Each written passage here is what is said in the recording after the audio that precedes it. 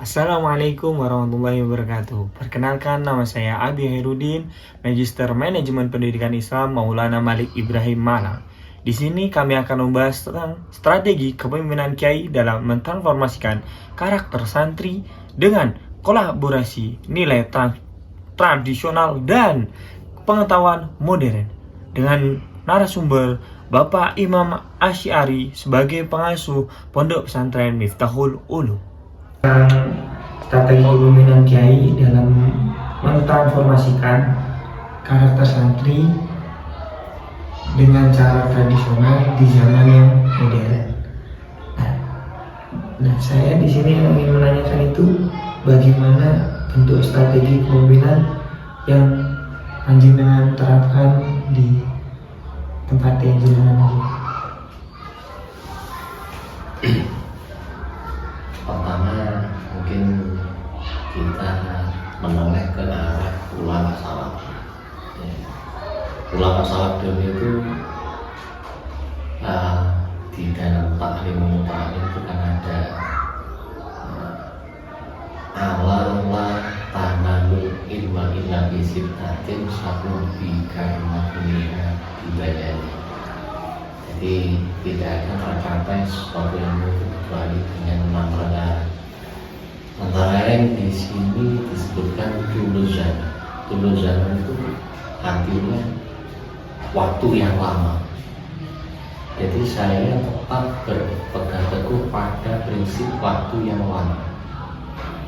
Ibarat orang-orang sekarang bisa mencapai Al-Quran 1 hari, 2 hari. Kalau saya tidak, entah sampai 2 tahun, 4 tahun, bahkan 10 tahun nggak apa-apa.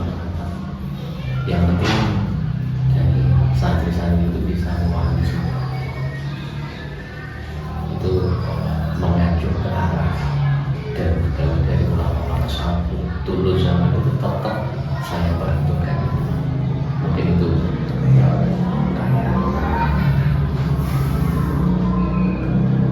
Terus apa saja nilai-nilai yang ada di tempat jenengan yang tradisional ini digunakan dalam proses pembentukan sistem ngajinya di sini atau karakternya setiap anak di sini itu seperti apa?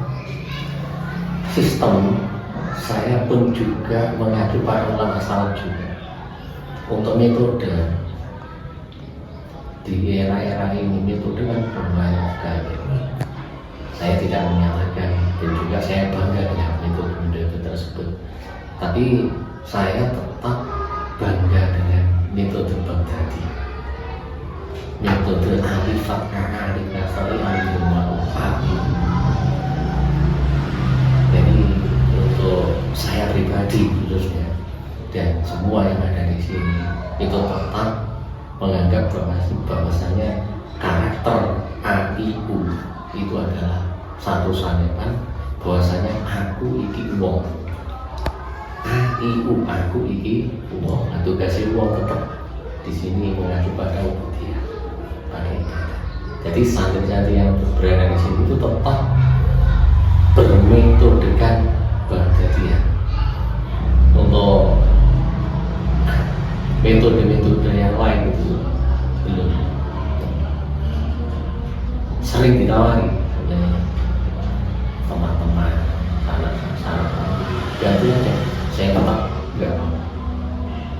Ulama-ulama itu tetap pada metode Baghdadi. Jadi sampean yakin dengan metode ulama yang dulu dengan Baghdadi tersebut? Cuman saya yakin dan ulama dulu tetap mengajarkan ikhlas. Nggak ada istilah guru di bid'ah itu, nggak ada dulu. Tetap dari musyafahah antar bibir, ibarat colok ain, sok, bot dari bibir ke bibir ke santri. Nanti santri kalau sudah bisa juga mengajar seperti itu. Ya ini ya, insya Allah tetap mengacu pada ikhlas. Itu yang saya ajarkan di sini. Jadi metode tetap metode zaman dulu. Jangan ulama dalam santri. Entah itu tadi saya katakan kalau di metode-metode lain bisa cepat, kalau di sini lambat, nah saya nggak bahkan dari orang-orang tua yang mau menyerahkan anaknya di situ saya beri masukan, Bu Pak, kalau di sini itu yang iso anak sampai di sini mungkin bisa 10 tahun berarti ya mau namanya harus 10 tahun gitu ya. Ya kemarin itu ada anak yang SMP sudah lulus, dari dia SMA baru khatam Al-Quran. Padahal di sini tuh mulai TK, baru khatam Al-Quran. Nah, ini yang saya lakukan. Tapi alhamdulillah dari arah sini saya katakan tentang tulus zaman, akibat dari tulus zaman itu atau sebab dari tulus zaman itu berakibatkan mereka itu kalau bisa tenang sholatnya. Kan sekarang banyak anak-anak yang sudah dewasa disuruh baca doa kunut aja tidak bisa, baca doa kunut tidak bisa karena kan terlalu cepat.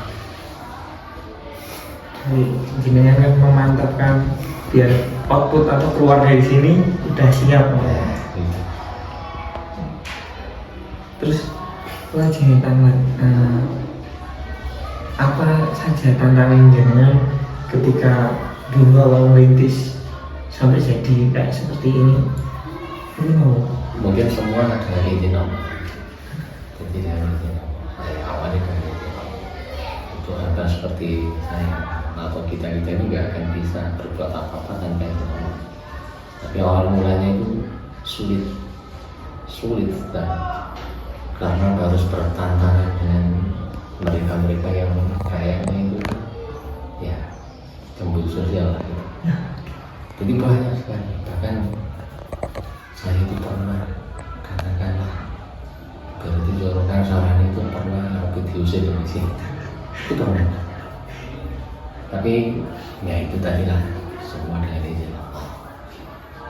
Ya Allah, kalau kita yakin bahwasanya kekuatan itu cuma milik Allah, apapun tantangan itu tetap kita pas. Kalau kita diizin Allah ya pasti bisa di sini. Dan untuk musola ini kan dari teman-teman anak itu saya juga sampai kapanpun jangan dirubah, dengan dirubah tetap kayu aja, jangan dipakai tempel atau enggak. Itu metode zaman dulu. Kiai dulu itu kenapa sih kok enak banget, karena apa? Jadi andaikan musola ini rusak, baru lagi lumpuh lagi rusak baru lagi lumpuh lagi. Jadi ibarat sekarang bangunan sudah permanen ada yang tutup lagi, nggak bisa ngumpul ya. Ada yang lumpuh dengan versi yang lain mungkin. Tapi kalau seperti ini, jadi kayu sudah rapuh, sudah lumpuh itu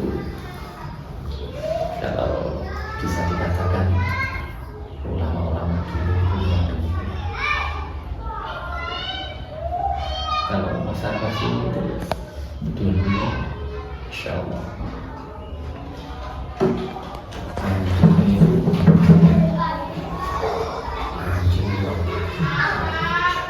karena di depan itu punya anjing 9 dulu. Kelilingnya, bahkan saya itu pernah hidup itu susul sama anjing.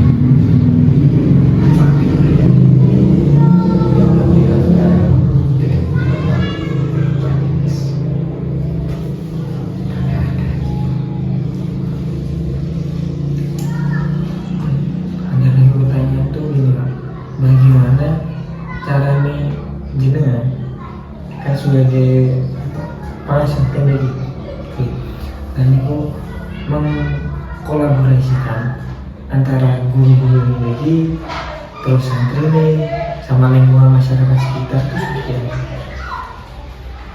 Kalau guru di sini itu mayoritas, bahkan kata 100% itu semua anak didik saya. Jadi mudah dari ngatur. Saya dulu dari nol saya ajarkan tentang karena mahkum sholat, tasbih, tauhid itu saya sampai mereka dewasa. Setelah dewasa berjuang bareng-bareng, berjuang bersama-sama. Untuk masyarakat itu tetap saya punya metode lain. Masyarakat itu alhamdulillah di sini sekitar 12 tahun ada zaman akhir, zaman akhir, namanya zaman akhir Miftah itu sekitar 12 tahun. Nah, dengan manakib ini saya dengan teman-teman itu keliling tiap satu bulan kan 2 desa, antara desa atas itu dan desa ini. Ya, di manakib itulah saya jawab. Sebelum manakib saya kasih tahu dia bagaimana sih jadi orang yang baik itu. Terus gitu tiap makan manakib. Nah, itu cara saya mau kolaborasikan antara penduduk dengan ini. Terus akhirnya mereka mau karena zamannya untuk wujud. Terus dari ibu-ibu ada ibunya ini yang ngajak. Diajarkan tentang macam-macam wanita, macam-macam lah. Seperti ibunya, ibu-ibu ya berperan ibu bukan saya juga gitu. Itu namanya. Di sini saya ingin cari tahu, kan tadi bapaknya udah membahas ya dengan metode tersebut bakal membuat output yang baik. Jadi Iqbal siap buat di lingkungan masyarakat yang nanti. Nanti keberhasilan itu yang paling utama dari santrinya ketika keluarnya udah siap.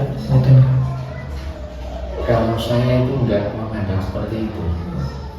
Kalau saya memandangnya dari arah di mana santri itu bisa sudah sholat istiqomah saja, enggak lainnya. Pokoknya per individu sholat istiqomah sudah. Untuk masalah mereka dimulai dari jiwa, termasuk emosi dulu pernah di sini. Jadi pokoknya target saya anak itu kalau sudah sholat rutin gitu keberhasilan lain tidak harus saya untuk nanti akan jadi apa itu terserah. Pokoknya sudah sholat rutin insya Allah target dari hati saya itu. Kalau belum sholat rutin sudah dan sekarang sulit kan Mas Adi, sulit kan. Jadi untuk mengajarkan generasi sholat 5 waktu apalagi generasi desa seperti kecamatan seperti tiap guru kecamatan yang itu semua sama nol. Terus sholat itu terus gede-gede sisa sholat begini. Jadi nanti saya yang paling dulu siapapun yang di pokoknya sudah sholat rutin itu target saya pasti. Ya, mungkin itu saja yang dapat saya sampaikan. Kalau ada kurang lebihnya saya mohon sebesar-besarnya. Sama-sama. Saya minta maaf dari andaikan yang saya sampaikan itu ada salahnya. Mungkin itu dari saya gitu. Kalau ada kenal-kenalnya itu ya sama semata-mata karena Allah ya. Kecuali tidak pakai. Saya ulangi lagi mungkin untuk metode sampai kapanpun mungkin tetap saya pakai metode dalam salah.